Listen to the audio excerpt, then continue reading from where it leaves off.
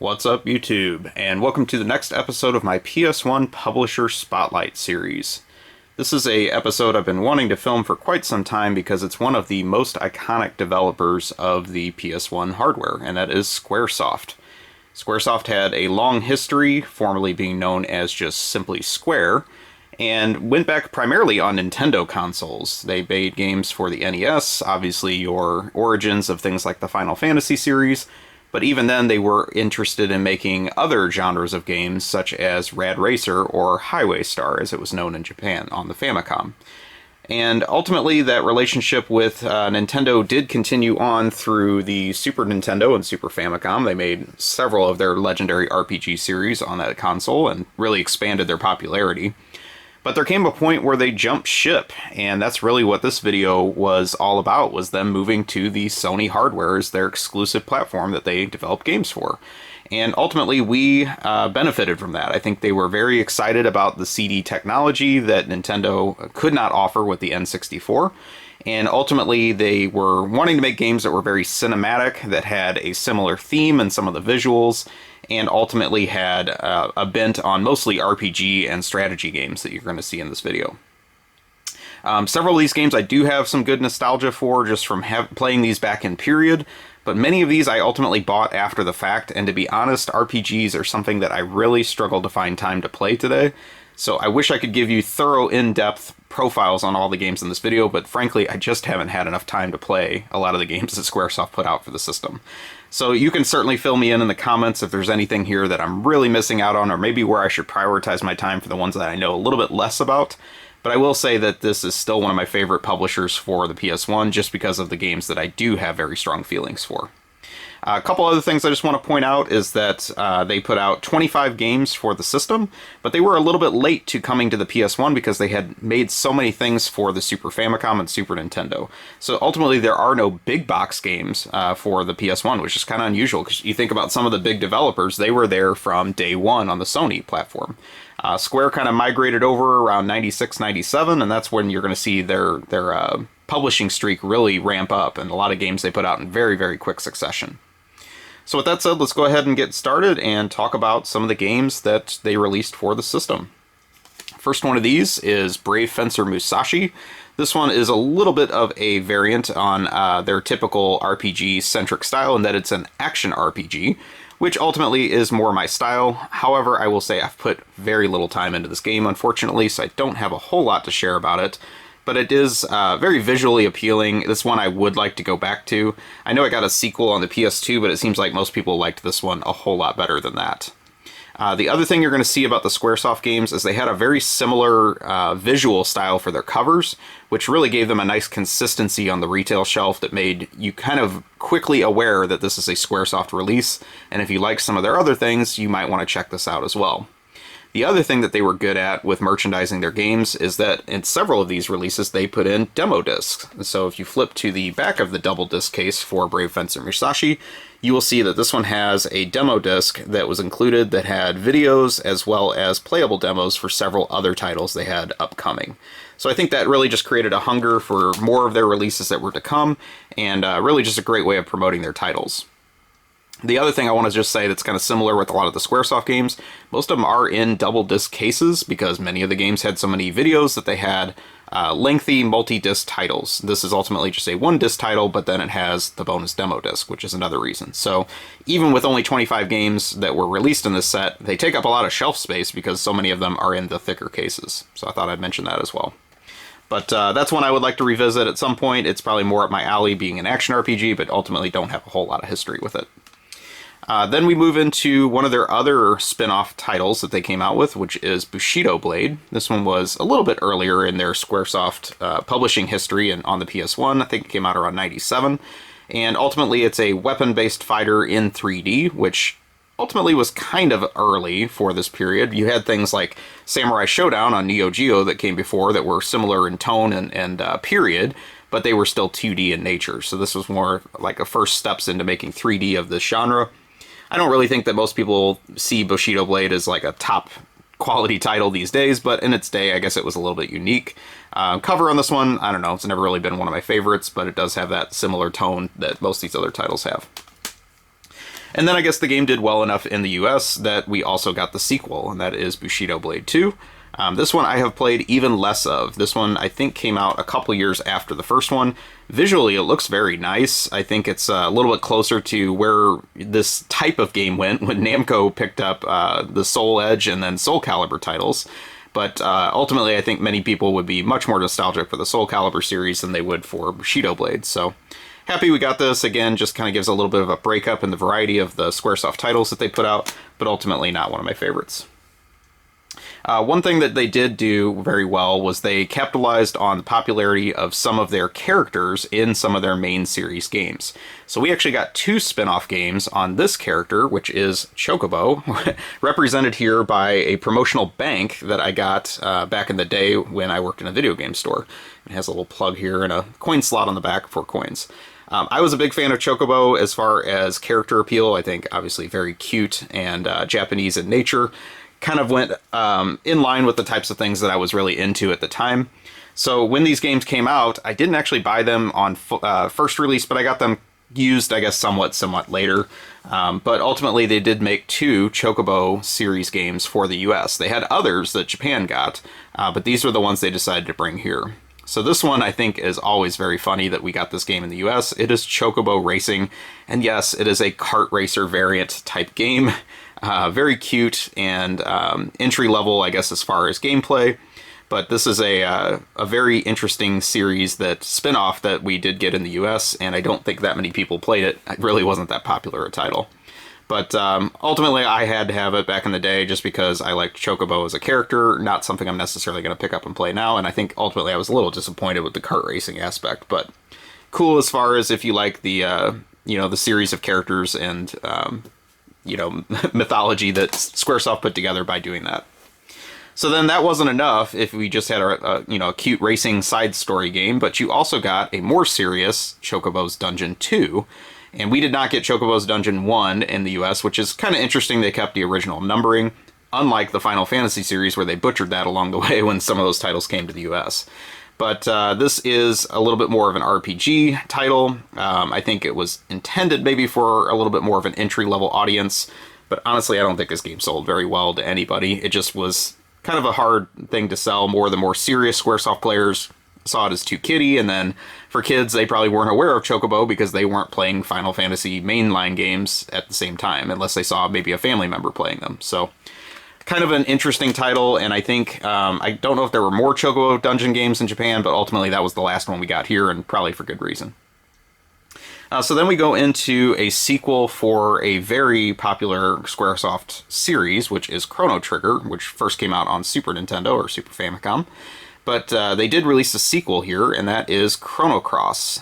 This one I don't have a whole lot of history with. I was well aware of it when it came out, but ultimately there just were too many RPGs coming out on the PlayStation at the time, and something had to give. I think I was even starting to move toward Dreamcast releases when this came out, and some of the RPGs on that system. So this one kind of fell through the cracks. I got this many years later. I just don't have the nostalgia for it to play it with the same lens. I do like Chrono Trigger, but ultimately this one just never caught me in the same way. Probably one I need to revisit at some point, but I don't have a whole lot to say about it. Then we go into another fighting game, and Squaresoft brought out Air Gaze for the system. And this is a very interesting fighter in that its sales were easily helped by putting Cloud, the character from Final Fantasy VII, on the cover. Is a playable character in the game, of course, but ultimately it is more of a traditional 3D fighting game. Does have some mini games included, which I think they were trying to copy Namco, because Namco did a lot of mini games with their Tekken series games. Probably not something that most people are going to go back and play today with any excitement over the actual fighting game engine, but it was passable in its time. I did buy this used pretty soon after it came out. I think it was just, I was caught up in Cloud Mania and I had to have it, but not really something I was super jazzed about whenever I got it, so can't say a whole ton about that one either. Next up is one of the coolest break-off series games that we got in the US from Squaresoft, and that is Ein Hond. This one is a 2D shooter, or 3D models, I guess I should say, but in a 2D plane. It is horizontal in nature, which is not my favorite style of shooter. I typically prefer vertical shooters. But the art style in this one was always very appealing, had good music in it too, just had that cinematic style that Squaresoft was known for that made it stand out amongst some of the other shooters out there. And very happy we got this in the US. I think this is a title that could have very easily been passed on for US release, but it seemed to find a small little cult of fans that really appreciated this game, even though it wasn't a massive sales success. So very happy to get that, and again, it was the only shooter we got in the US. They did also make a shooter for the PS1 called Internal Section that only Japan got, but it is very import-friendly if you're interested in that one as well. Alright, so those are just a few of the titles, and I'm kind of just going in alpha order here, but now we're going to get to really the meat and potatoes of what made Squaresoft so popular on the PS1, and this whole stack is all Final Fantasy-related series games. So Final Fantasy as a series obviously existed before the PlayStation, but I think it really started to cross over into a much more mainstream audience, created a big demand for the series and anything they could get their hands on related to Final Fantasy, and so then therefore Squaresoft actually started to milk it a little bit, in my opinion. But they did do a nice job of giving us some pretty cool titles and bringing over maybe some things that would have got left in Japan in prior years that still would have sold well there. So the first one of these, and again just kind of going in alpha order, is Final Fantasy Anthology. And this one is a compilation. This, I think, was one of the first compilations they put together. And it has Final Fantasy V, which was a Super Famicom title we never got in the US. And then Final Fantasy VI, which was, of course, Final Fantasy III on the Super Nintendo in the US. They did do some minor enhancements to these games, added some video, things like that to make it more of a piece with the later series games that we got. And then the other cool thing that they did with this one as a bonus is you did get a music CD in here, which you didn't really see that a whole lot in games in the US at the time. So nice little bonus that they threw in with that.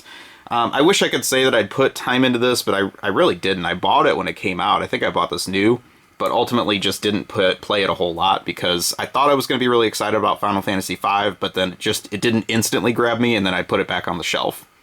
Final Fantasy VI, I do like the game, but I've played the Super Nintendo Final Fantasy III much more, so I just was more comfortable playing it on that, and I didn't know if I wanted to start a whole new save file, basically, to start the game over from scratch. But very cool artwork. I'm glad that got preserved as well. Their famous artist, Yoshitaka Amano, I believe is his name. One of his best works, I think, just on the cover there.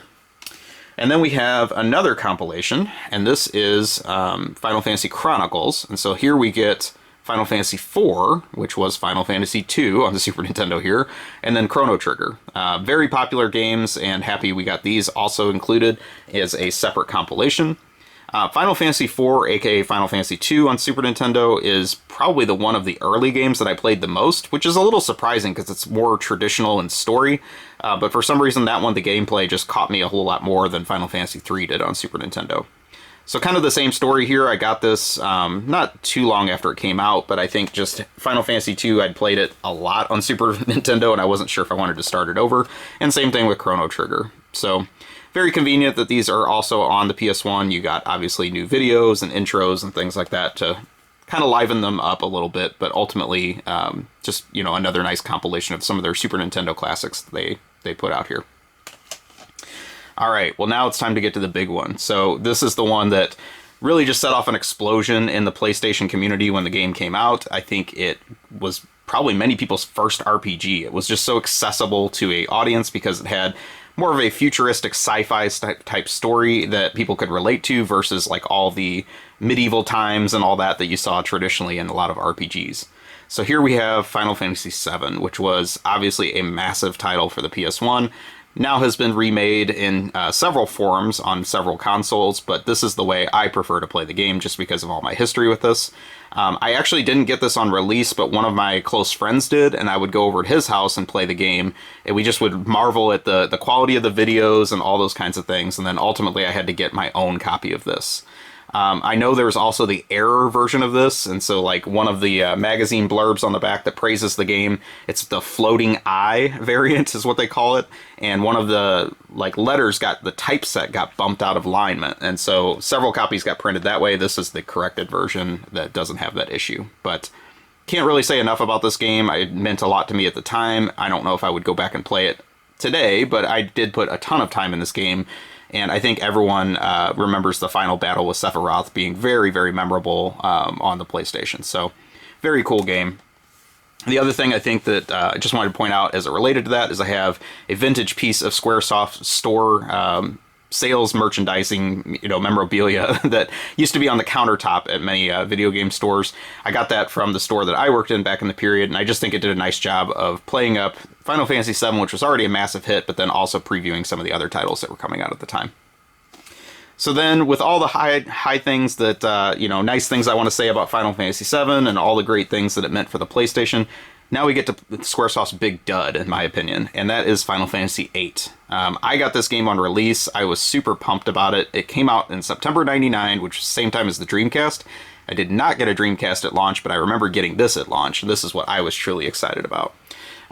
Ultimately, just another, future-type story, very good visuals, but the main character is just so lame. I don't think there's any way around it. I think people, saw Cloud as a very cool hero. Squall is not very cool, and I just thought the story was boring as hell. I could not wait to be done with this game. I don't think I ever finished it, and I just was so disappointed because I built this up in my mind that it was going to be just as good, if not better, than Final Fantasy VII, and it definitely wasn't. So maybe in retrospect, people would see this game differently, or maybe I'm being too harsh on it, but I just remember being burned on this game whenever I bought it new. So then we get to the final main series Final Fantasy game on the PS1, and that is Final Fantasy IX. And I can tell you, I don't have a history with this game. I just got it recently. I have passed this game up for many, many years, and it was because I was so ticked about how much I hated Final Fantasy VIII that I didn't ever get Final Fantasy IX. I know this one is more of a historic style Final Fantasy setting, so maybe that would appeal to me since I like Final Fantasy II. But I just owe myself the time to put in and actually try this game out and really give it a fair shake because Final Fantasy VIII left such a bad taste in my mouth. I always just disregarded that this game even came out on the PS1. I don't think it's anyone's favorite, but at least I think it has a better reputation than 8, so I guess I can say that about it at least. And then we have the next compilation, which they put out, and this came out very late in the PS1 life. I think this might have been Squaresoft's final release. This is Final Fantasy Origins, and it has the original Final Fantasy that came out on the NES and Famicom, and then Final Fantasy II, which also came out on NES and Famicom, not Super Nintendo Final Fantasy II, which we never got. And I think just very cool that this came out here, just again giving us something we've never played before in most cases, and ultimately the visuals were given a nice little upgrade to maybe more Super Nintendo quality than versus like Famicom look to them. The one thing I think is kind of weird, though, is that Final Fantasy III on the Famicom we also never got in the US, and so knowing the size of the game is not that large, why not just throw that in the compilation as well?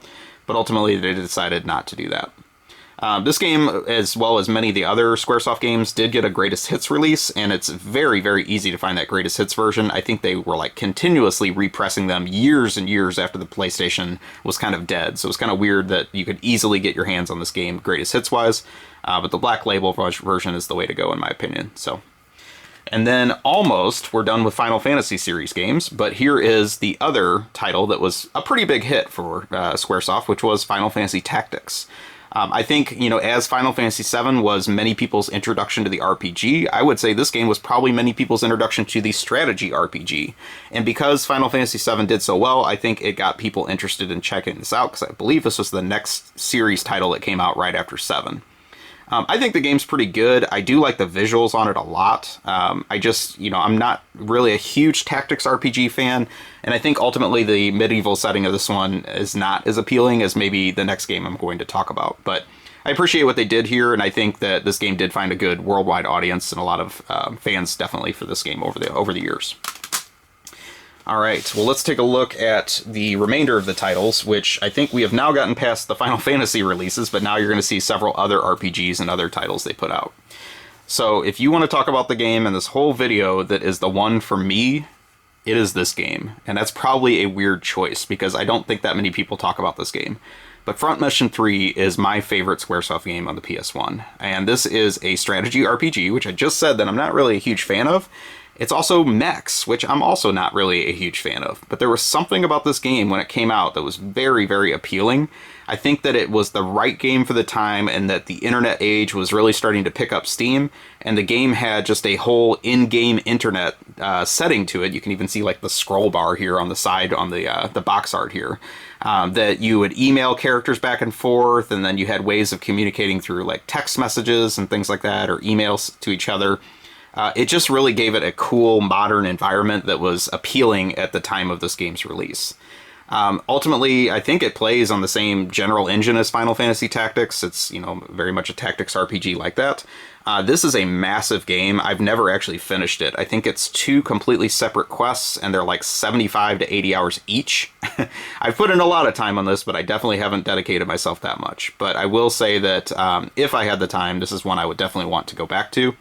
I have played some of the other Front Mission games that came out since then, and I really wasn't nearly as excited about them. So maybe this was just like a situation of right time and place, and that this game just really felt good to me at the time, and I really latched onto it. But really love this game. I wish it had a better reputation in the PS1 just fan base, but I just think that this could be, you know, more people's favorite if they would give this game a try. Then we move into more traditional RPG type content. So you had Legend of Mana, which was a sequel to Secret of Mana, which is a well-loved game on Super Nintendo. Beautiful artwork on this game. I think it has a nice like watercolor style to it. Very appealing, and I just think that the gameplay couldn't live up to it. I wasn't a huge Secret of Mana fan, but I think that this one is nowhere near the same quality of game. And ultimately kind of got lost in the shuffle because they were putting out so many RPGs like all in a row during this time that I just don't think people had that much time to put into this game. So maybe I need to revisit this if there's some fans of it. Again, I think visually very appealing 2D style graphics, but not something I've put a ton of time into. The next series is another kind of spin-off for Squaresoft, and that is Parasite Eve. This one is more of an action RPG. It does have more of like a modern story to it as far as how it controls.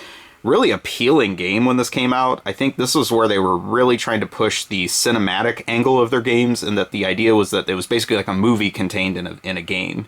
That being said, because there is so much video in this game, the overall game is not very long. And I did actually beat this game back in the day because it left me hungry for more, because I was like, wait a minute, I wanted this game to be longer. Some of these other Squaresoft games are too long, but this one was actually very, very short. So I don't know, I really liked this game in the time period. And then this was another one that came with one of their demo discs that had some upcoming titles and things like that on it as well. So very cool to see that. But ultimately, yeah, I wish this game had more, but it was a cool story about like, I don't know, like disease infection and things like that, and an evil person like trying to infect the world, basically. Kind of felt like COVID before COVID in a way, but very fun game. And then we have its sequel, Parasite Eve 2, which I'm sad to say I just haven't put that much time into this game. I got this way after it released. I think I just kind of felt burned on the first one. Not that I didn't like the game, but just that it was so short. I was like, well, I don't want another game I'm going to spend 50, 60 bucks on, and then I'm done with it in 10 hours. So I didn't buy this game when it came out.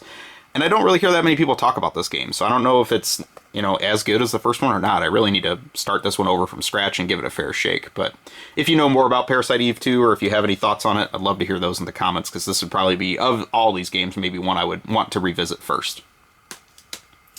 Next up is another RPG series that had a long history with Square in Japan, but in the US, other than some Game Boy releases that were rebranded as Final Fantasy, not a whole lot of history here, and that's the Saga series.